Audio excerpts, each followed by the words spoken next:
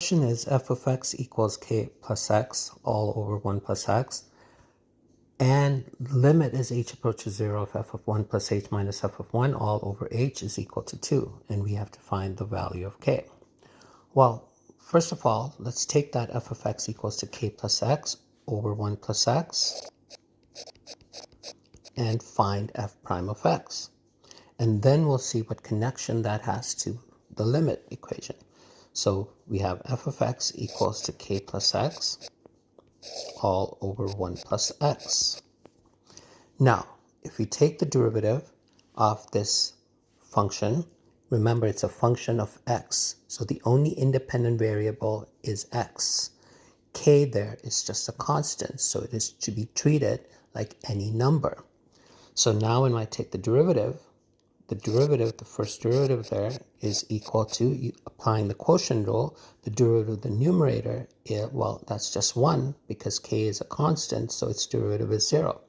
Hence, the derivative of the numerator is 1 times the denominator, which is 1 plus x, minus the numerator, which is k plus x, and put that in brackets because of the minus sign, times the derivative of the denominator, well, that's just 1, all over the square of the denominator, which is 1 plus x squared, right? Square of the denominator, so the denominator is 1 plus x, so it's 1 plus x squared.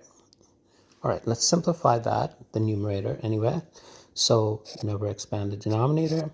So we have f prime of x is equal to, in the numerator, we have 1 plus x minus k minus x all over 1 plus x squared. All right.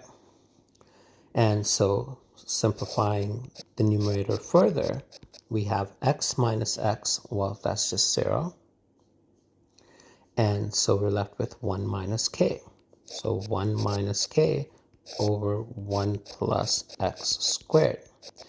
Now let's go back and look at the limit equation. So if we look at limit as h approaches 0 of f of 1 plus h minus f of 1 all over h equals to 2, well, we know by definition that f prime of a is equal to limit as h approaches 0 of f of a plus h minus f of a all over h, right? That is the definition of the derivative. So in other words, that limit equals to 2 when it says, where it says that the limit as h approaches 0 of f of 1 plus h minus f of 1 all over h is equal to 2. Well, the a value there is 1. So what that is implying is that f prime of 1 is equal to 2, right? So limit as h approaches 0 of f of 1 plus h minus f of 1 all over h equals to 2 now implies that f prime of 1, because the a value is 1, is equal to 2. Okay, great. We have f prime of x here, so let's find what f prime of 1 is. So if I substitute x equals to 1 into f prime of x here, I have f prime of 1 is equal to 1 minus k. And remember, it's the x that's equal to 1, not the k. 1 minus k over 1 plus x is 1 squared, right? So now we have 1 minus k over 1 plus 1 is 2, and 2 squared is 4.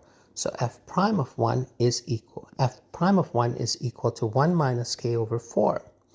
But wait a minute, we know that f prime of 1 is equal to 2. Okay, so now let's replace the left side, f prime of 1, with 2, which means that 1 minus k over 4 is equal to 2. Multiplying both sides by 4, we have 2 times 4 is 8 equals 1 minus k. And subtracting 1 from both sides, we have 8 minus 1 equals negative k. and we have 8 minus 1 is 7 equals negative k. Dividing both sides by negative 1, we get k equals to negative 7. So therefore, k equals negative 7.